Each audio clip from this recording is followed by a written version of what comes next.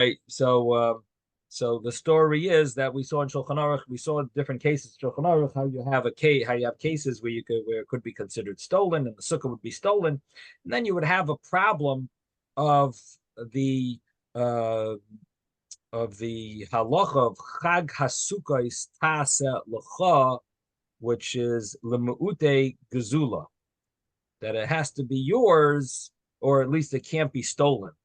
And we also saw an interesting thing in the Alter Rebbe Shulchan Aruch where he says even really a sukkah is supposed to be yours, but when you borrow it, it's like it's yours.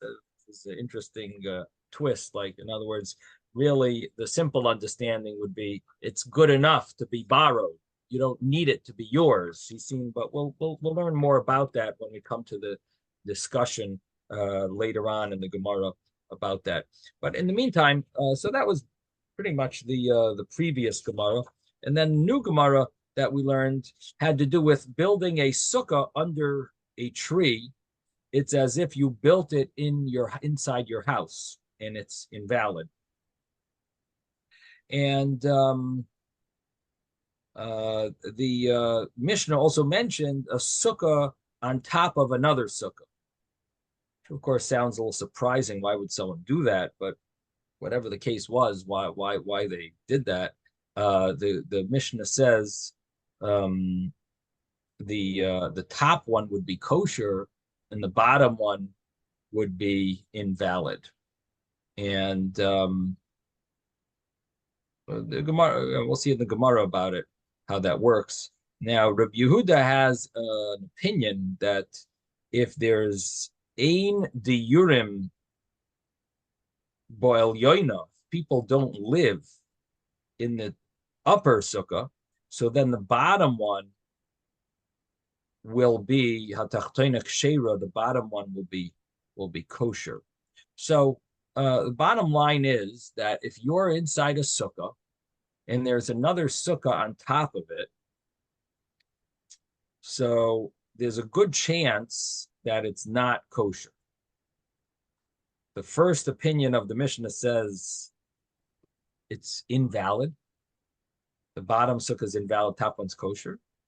And Rabbi Yehuda says that if people are living in the top one, then the bottom one is non-kosher. But if no one's living there, then the bottom one might be kosher. So it's possible that the bottom one is kosher according to Rabbi Yehuda, and that would be in a case where no one's living in the upper sukkah. We'll see in the Gemara, of course, a little more about that. So that's these are the cases of the Mishnah. Okay, we're going to start in the Gemara, right where the Gemara begins. Gimel Mem, which is, I know we did a little of the Gemara yesterday, but we'll just start from the beginning. We're on the fifth line of the Gemara on page 9a, fifth line from the top. And if you have an art scroll, we are on 9b. We're on 9b, 5 lines from the top of the page. You're in the art scroll. It is 9b1, where it says Gemara, the second paragraph of the page. Okay. So the Gemara. Rabbi, yes. There's a picture here in the Gemara of a sukkah on top of a sukkah. Do you want to see the picture? Yeah, why not?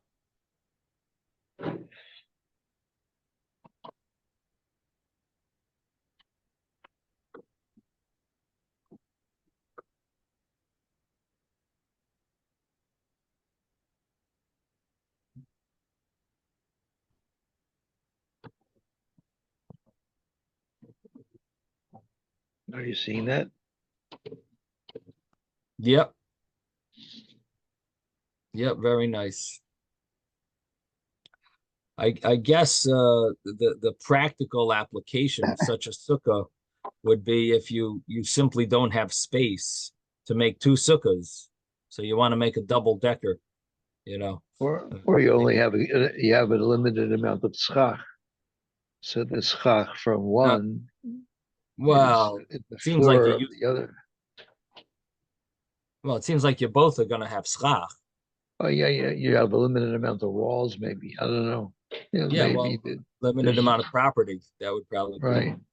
you know, So you if think you're to in yourself, what Manhattan, is, like this yeah, would you be a think to perfect yourself, example for Manhattan. They needed a, if you were, Manhattan, because it's almost impossible to have a sukkah yeah, there. And so the trick would be if you would be allowed to have a double decker, you could have sukkahs on top of sukkahs. That would be great. But unfortunately, our Mishnah tells us that it's puzzle. It is invalid. Okay. Anyway, that's thank you for the picture. Um, okay, you want to stop? Yeah, stop the share. yeah, Okay, we're going yeah, to go. start the Gemara now. So the Gemara says, Amar Rava. Rava says, Loy shanu ella be'ilan. So Rava's going to tell us about the law of a case of a sukkah that's under a tree. That's the first case of the Mishnah. Again, the second case of the Mishnah was what David just showed us, and that was a later case in the Mishnah where it's a sukkah under a sukkah. But the first case of the Mishnah was a sukkah that's under a tree. In this case, so Rava tells us what is the case where your sukkah is under a tree that's going to be invalid. So Amar Rava, Rava says, Shanu, this was not taught, Ella be'ilan, only by a tree, shatzilsei meruba mechamasai, that the tree is giving shade more than sunlight. Aval chamasai meruba mitzilasai, but if the sunlight is more than the shade, kashera, it will be kosher.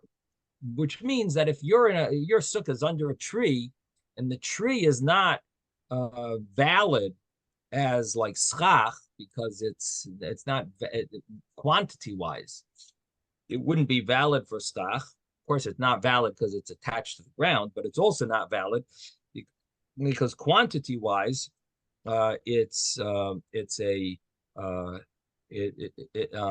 sorry, it ruins your sukkah only if it has the quantity of a schach of a sukkah, that's a solid quantity. Then it's considered that your sukkah is under a tree that's going to ruin it. But if the branches of the tree are minimal, then it doesn't ruin your sukkah. So this is Rava's insight. Now, the Gemara says,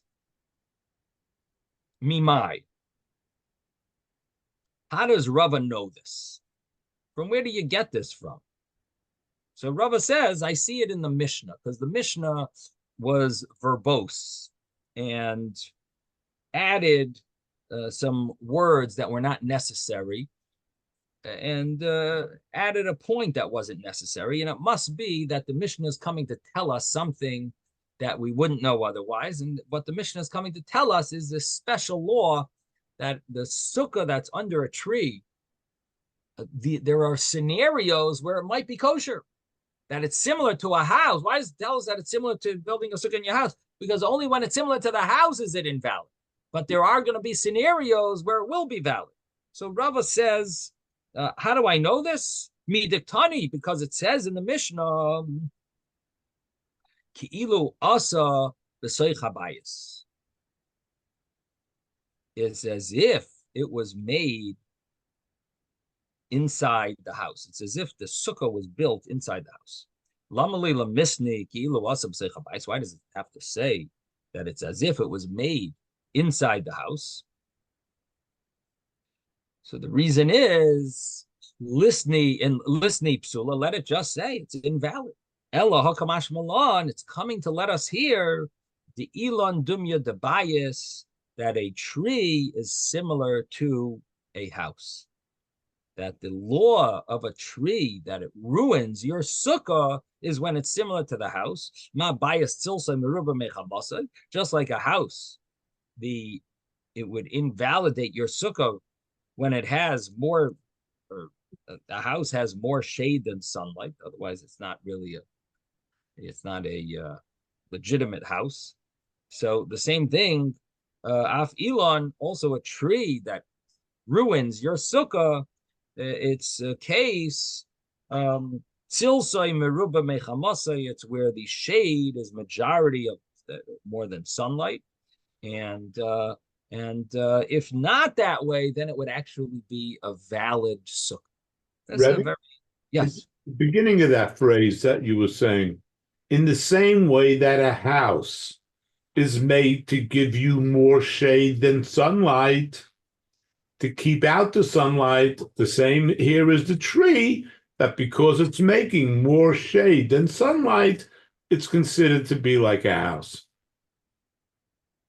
Or you could just say, if it's making more shade than sunlight.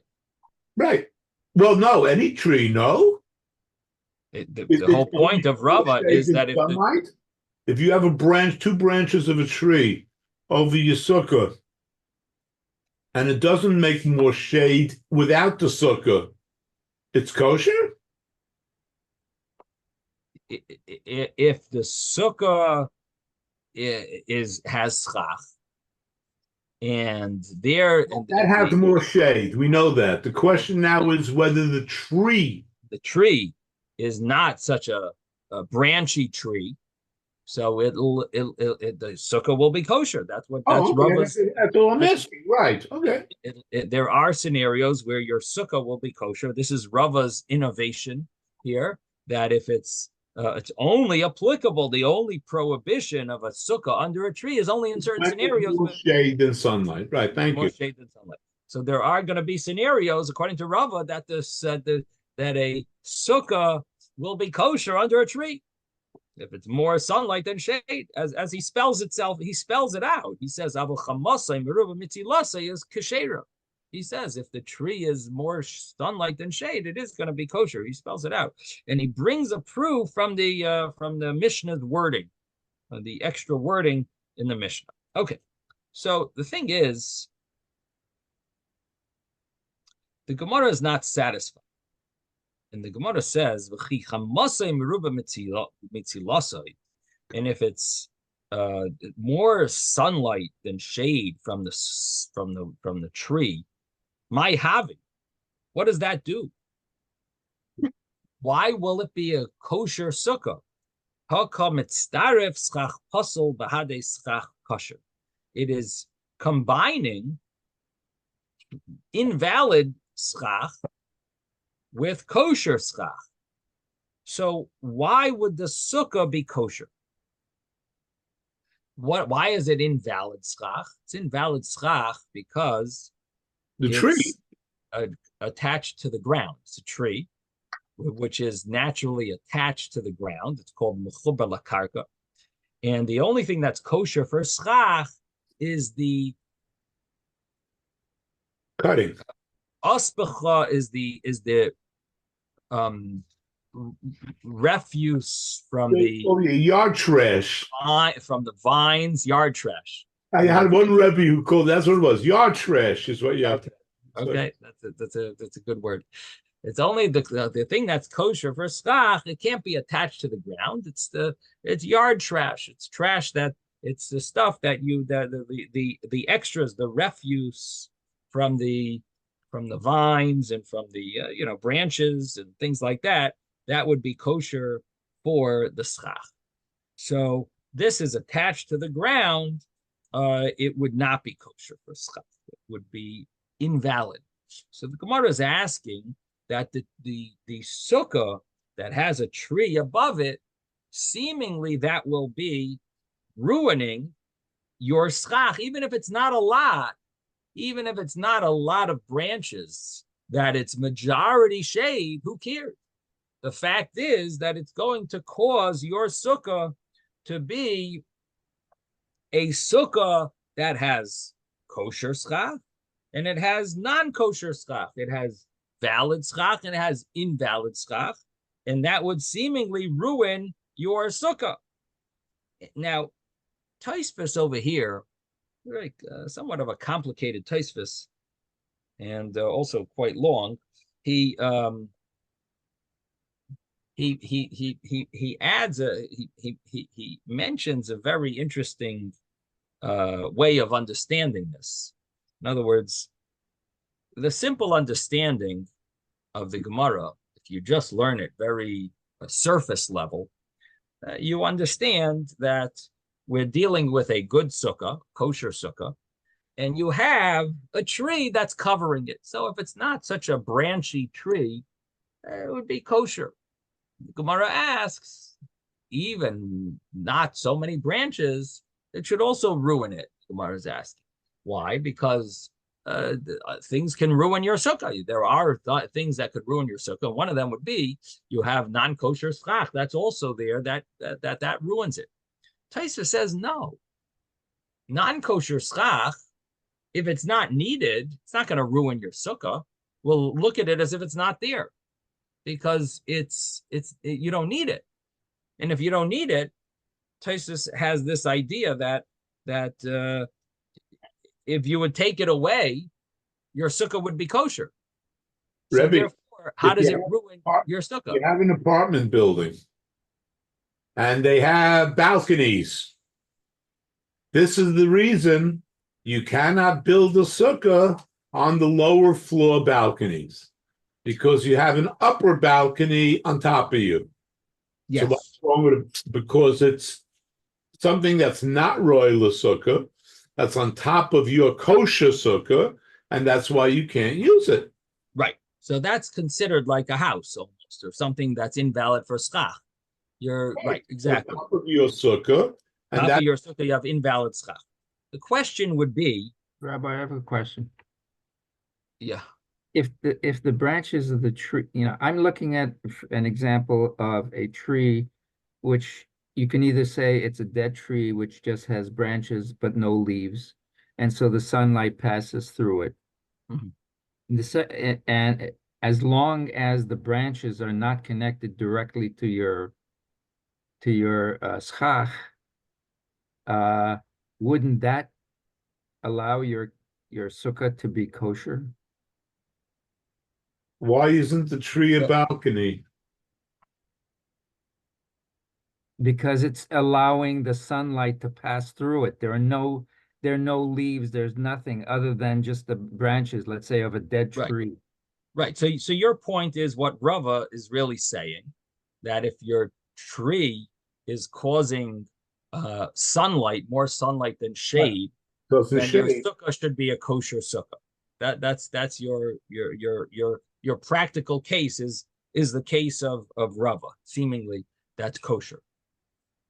Right? Seemingly that's kosher. My question, isn't it a kosher sukkah? It sounds like a kosher sukkah. Yeah. I remember we were driving across the Williamsburg Bridge. I was once on my motorcycle, so I could see the holes and I could see down to the water as I'm driving over it. And I actually thought once, could you have this can you build a sukkah under this bridge? Because it doesn't really, whatever it is, the same thing that Ezra was saying, it doesn't make more shade than light. So, you mean because it's a bridge that's like it's almost like a screen? There's like right, that part of the bridge, the screen, the ramp going up to the bridge itself, but it allows the water to pass through. Metal screen. Oh, it's for water purposes. Interesting. Well, you don't want the water to accumulate. I knew I couldn't drive the motorcycle. I had to hold on hard. That I remember. Right. If only in Florida they would have made some of our streets like that. But we wouldn't have had our flooding. Rabbi, don't get me started, okay? So anyway, the point of Tosfos over here is that if you have a kosher sukkah and you have some branches on top, Tosfos wants to say that's for sure kosher. You don't need Rava to come and tell you that, because your sukkah is a kosher sukkah, and you have some branches that are, there's no big deal about them. Why should you think that they would ruin your sukkah? Now, if it was a very large amount of branches, then it would be considered a sukkah tachas sukkah. It would be considered it would fall into other problems. But it's a small amount, it's a branches that are causing sunlight, and they're on top of your sukkah, and you have a kosher sukkah. Tosfos says, what's the problem? That's not a problem at all. That's fine. our Gemara must mean something different. What does our Gemara mean? Our Gemara means, and this is a little mind-blowing, but our Gemara means that you want to use those branches to be part of your schach, because you don't have enough schach on your sukkah that's below it. So you have a sukkah above, you have a tree above, and you have a sukkah below, and your sukkah is limited with how much schach you have. You didn't have enough schach, and it's non-kosher the way it is. And now you're relying on the tree above to join in your schach to make it kosher. Half a sukkah on top of half a sukkah.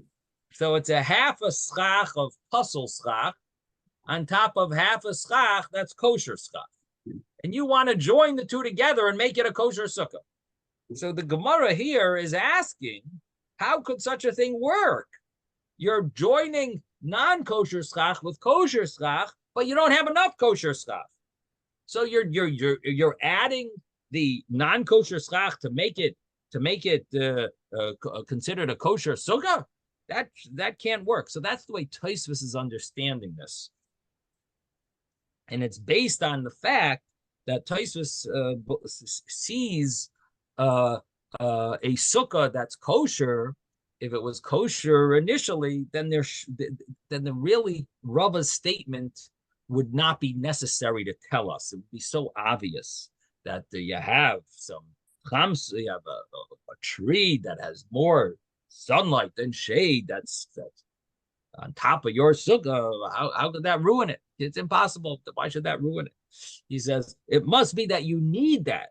That's why it's considered that it would be Gemara's question here, that it should ruin your sukkah. And what does Rava mean that it doesn't ruin your sukkah? And it's kshera, it's kosher. If it's only a small amount of shade on the tree, why would that be considered a kosher sukkah? And you're able to use that for your sukkah, schach for your sukkah. You're able to use the non-kosher schach for your sukkah. So that's the Gemara's question here. Rabbi, Yeah. it's almost like you don't have enough food to say a bracha achrona. You didn't have a kazayas. So how do you have this kazayas? You have a little bit of tray food you can mix in, but you make it batal b'shishim, and now you have a kazayas. Right. So you can say a bracha achrona. A few problems with that example, but yes, it sounds similar. There's a few issues with that, but anyway, yeah. So it does sound a little similar to that. So the Gemara says that. What are you doing with tray food? So the Gemara says, Amar Rav Papa, that Rav Papa comes to the rescue over here, and he says, you know what the case is talking about? B'shachavtan. B'shachavtan means you lowered it. You lowered the branches and you intertwined them with your kosher schach, and that's the way it will work to be considered a kosher schach. What do you mean kosher schach? It's not kosher. You do have some kosher schach, but not enough. And now you have non-kosher schach, and you're intertwining it with your kosher schach, and the statement of Rava is that in Rav Papa, the way Rav Papa is explaining it is, yeah, you lowered it together, you mixed it together, and it's gonna actually, and it's now gonna make your sukkah into a kosher sukkah. Why is that? Because you have the majority of schach is kosher. You have a minority of schach that's non-kosher. You mix them together, and it's gonna end up being kosher. This is what Rashi says. Schach kosher rabba olav, Rashi says, umavatla. It mavatal it, it includes it, nullifies it to being kosher. And it'll work. You'll be able to, now you have enough kosher schach. So to speak, kosher, I have enough kosher schach. Well, it's considered kosher schach now. You mixed it together.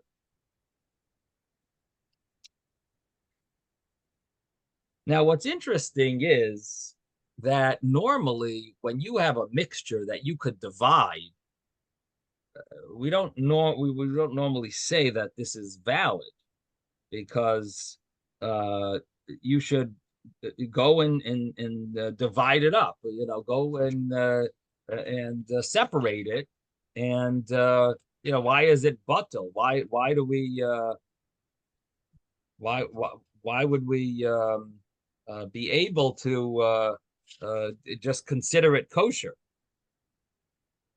So this is a strong question. Normally, when something gets mixed, like let's say you have a piece of non-kosher meat and kosher meat, it's very mixed in, but you could find it if you look, and take it out. What are we going to say? Oh, it's batel? No, go and try, and you could figure out which one is which. So go figure it out. So somehow there's a special law about sukkah that this would be considered acceptable. And I believe the Alter Rebbe If you use a mesh screen, you have a sukkah. It's all kosher. Everything's the sukkah, the schach is on top of you, except for the 2 feet that are right on top of you, because there's just a gap. You didn't have enough bamboo. So one stretched to one end, one stretched to the other end, and you got 2 feet over your head that's empty. You can put a screen there, a metal screen. A metal screen. And yeah, that's not kosher schach. Right. So the case that you're talking about would be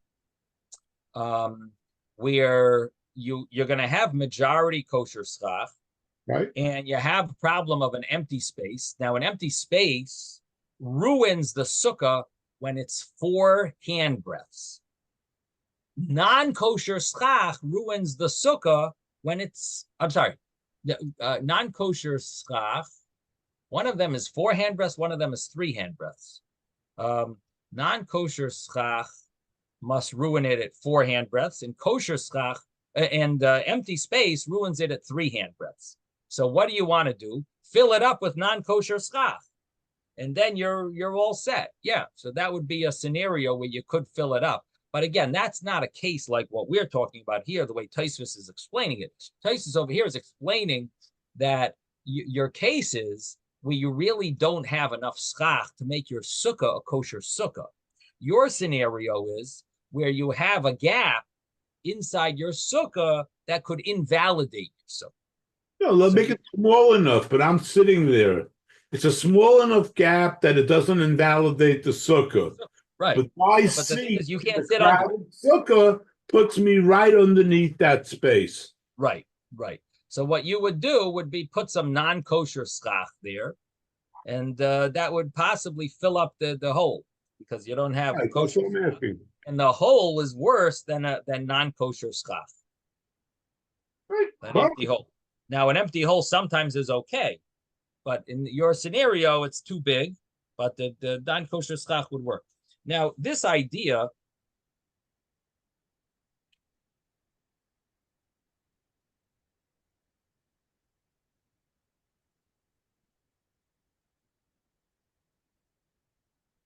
is a very interesting concept here, that we're going to allow it to work. And this is brought in the Alter Rebbe Shulchan Aruch in chapter 626. And he says that when it's mixed together, and you have kosher schach majority, the puzzle is nespatel beroiv, the invalid schach becomes nullified in the majority. And he says, and even though in all the isurim of the Torah, all the prohibitions in the Torah, if you recognize the isur and you could remove it, it doesn't become nullified. But here,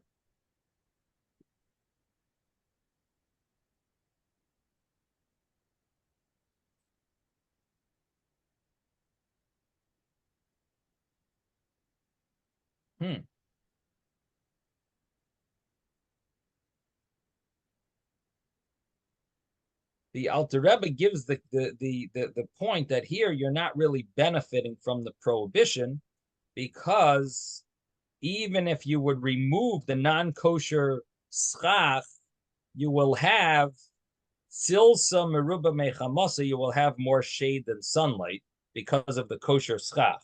Now the problem is that doesn't work according to Tosfos. So we are a little stuck here. Let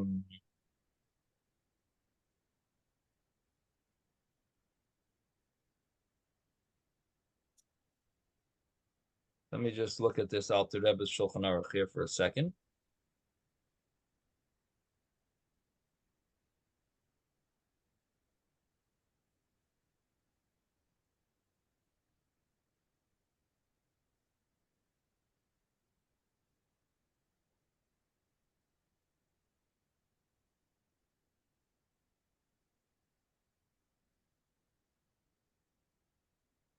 So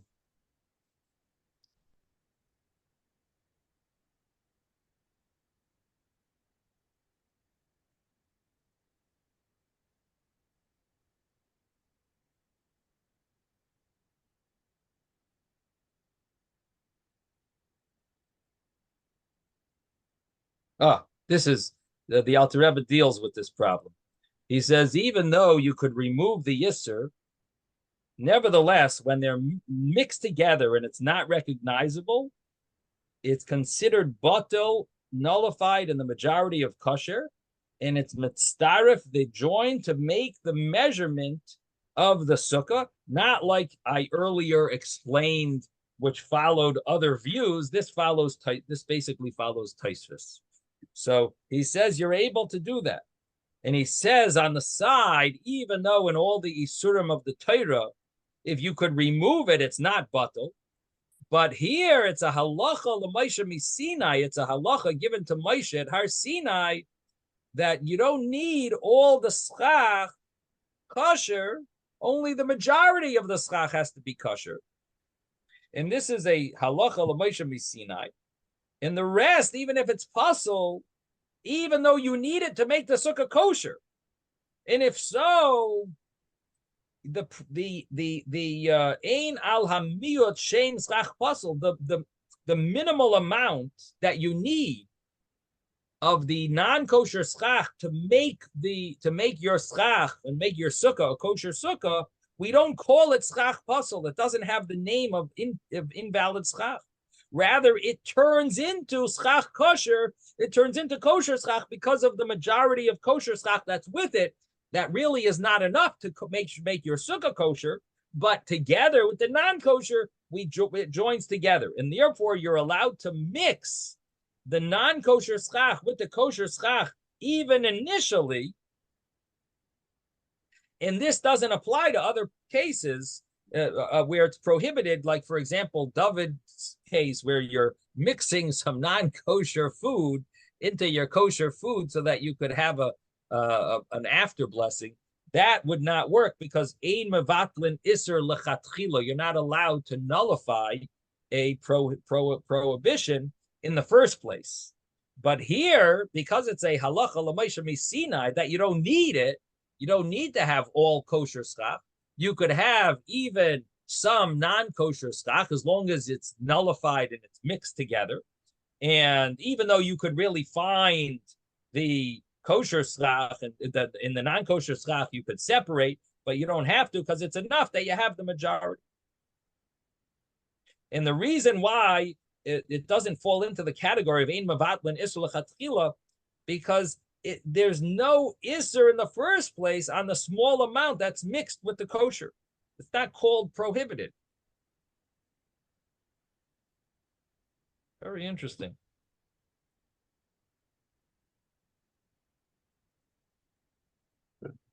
So this is This is basically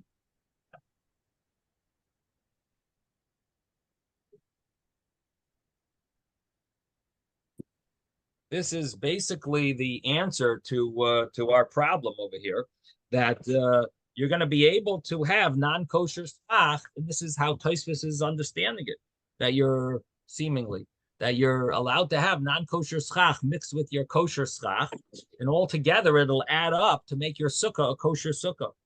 And even though you would be able to differentiate and separate or separate it if you wanted to, you don't have to. Yes, David. So based on that, it sounds like a person could go into a store. They have these stores like Borough Park where they sell the kosher schach. Right. So it sounds like a person could go and buy a non-kosher mat because it's bamboo, and the only thing that makes it non-kosher is because it's just regular thread. But since the thread is a minority of the entire schach mat, a person could use that based on. It seems like a person could use that because the only thing that's making it non-kosher is the thread, and since the thread is a minority of the entire mat, it would be okay. Right. Sounds like a good claim, but Isaac says it's not going to work. No, I'm saying we went through this, and I did this so many years ago. I forget. I was sitting with There's a problem. Torah treasures, and I said, "Why do you need these mats? What's wrong with the?" And he explained to me why and since then I've been getting kosher mats, but I don't remember. Right. So as far as I understand, there would be two problems. One problem. Oh, the vessel itself was makabel tumah, so there was something with that also. One of the problems is that what is holding up these bamboos? What's holding it up is these metal strands that are passing through the bamboos, and they're leaning on the metal. Because when the non-kosher mat, some of them are made with metal. So you're going to tell me, well, the metal is a tiny amount, and the bamboo is the majority, and so it's okay. And the answer to you is no, it's not okay, because the fact that it's holding up the kosher schach, that's what's ruining it. It's not the fact that it's mixed with the kosher schach and it's a minority, it's a small amount, and so on. But the entire kosher schach is being held up by this item that's makabel tumah, or this item that's not kosher for schach. That's one problem. Yes, Mordechai. Yeah, the sukkah that we have here upstate, it has like a few bamboo poles going in the opposite direction of where the bamboo mat is going to be laid, and so therefore the bamboo mat is laying on bamboo poles, not on them. And is your bamboo mat with metal? No. Oh, okay. So you also don't have metal, but now there's a second issue. Okay, so that's one way of getting around. Back in the days before the mats, my father was in the fishing tackle business, so they used to bring in thousands of these little bamboo rods in different dimensions. So you could get really thick ones if you wanted, or little thin ones.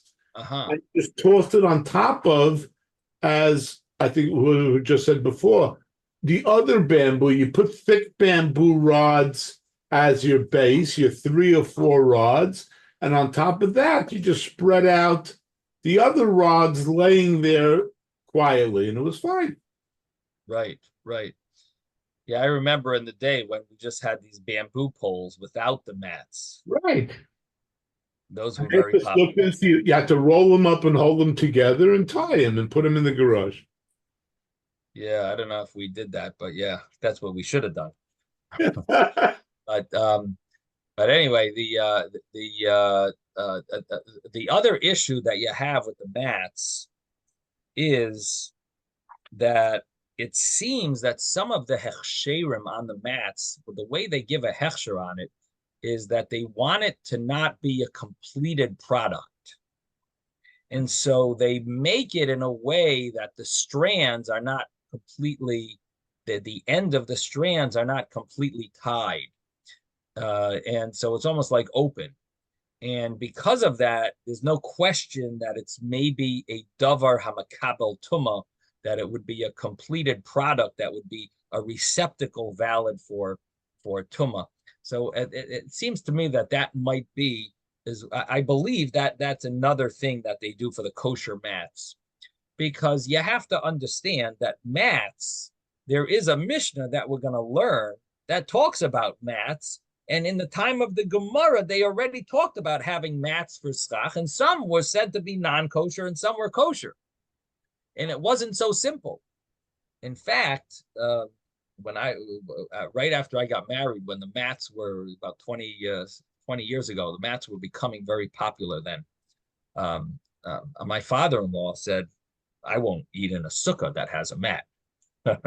Even though all the hechsherim were giving their mats, hechsherim on the sukkahs, but he refused to even eat. He wouldn't even take a drink. He wouldn't go to a sukkah if it had a mat. That's it. It's not for him. He said, "What do you mean? There's a Mishnah. There's it's not a simple thing. It's complicated." And so he was very against mats. So that's why I didn't have a mat for many, many years. But I mean, the fact is the Rabbanim have already come to the conclusion that their kosher mats are acceptable. So by now, I guess maybe he's come around a little. But So the fact that you're so saying that they leave the ends undone, it sounds like the more poorly they make the mat, the better it is. The more not finished it is, the more that it's not ready to. Now, the problem with that is that since they're making it that way and they're selling it that way, so then that maybe becomes a finished product. But also what? The wood in the mats is not makabel tuma no matter what. Right, but once when you have the metal in there, it's the metal that's makabel tuma, and that's what the problem is. Or possibly once it's attached with strings, it falls into a new category. Again, I haven't really done research on the mats, and also we haven't come to the Gemara and the Mishnah about the mats. But when we come to it, then we'll maybe we'll talk about it more, maybe get into it there. I'm just sharing with you what comes to mind about the mats and why what you're saying, David, doesn't really work over here. That heter doesn't seem to be a heter. Okay. There's another thing about the amount of non-kosher is might be okay, is because not because another circumstance would be if a person has bamboo mats, but he nails them in, and he's thinking to himself, well, the amount of nails is in a minority of the amount of space that is occupied by the bamboo. Right. So the thing about nailing in the bamboo or tying it, things like that, it would fall into a similar category as what I mentioned earlier, that what's holding up the schach? Is it being held up by those nails, by the metal, or is it being held up by being on top of your sukkah? And the metal is there only for cases of abnormal winds. So if it's only there for the abnormal winds, that would seemingly not ruin your schach, because you're just putting something on to control it from the abnormal winds, but really it's being held on its own. And since it's being held on its own, this is a big problem in general. How do you keep the schach on your sukkah? What can you do to hold it there? Especially people that are on the water. I once helped someone build a sukkah on the ocean by his condo right on the ocean, and you'd be shocked at how much wind. The winds are so strong that it's not simple to have a kosher sukkah over there, because the winds are the normal winds in that area are very strong winds. And so in order to kosher your sukkah there, you're going to want to tie it down. But once you tie it down, it could create a problem, because there you're holding it down. I'm guessing that you look at the place. I have to look it up in Shulchan Aruch.